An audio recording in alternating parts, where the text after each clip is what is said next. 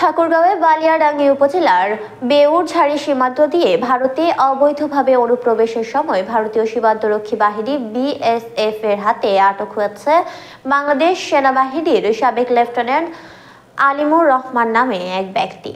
গতরাতে ওই সীমান্তে এই ঘটনা ঘটেছে বলে নিশ্চিত করেছে ঠাকুরগাঁও 50 বিজিবির অধিনায়ক লেফটেন্যান্ট কর্নেল তানজির আহমেদ।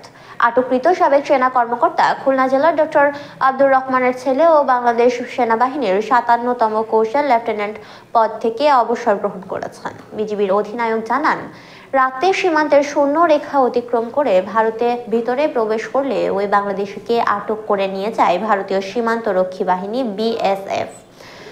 সেই বাংলাদেশিকে ফেরত নেবার জন্য যোগাযোগ করা হচ্ছে।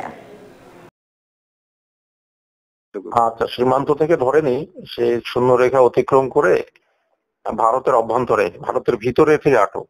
হ্যাঁ, আমরা যোগাযোগ করেছি, আমাদের যোগাযোগ করা হয়েছে, ফেরত আনার চেষ্টা করছি।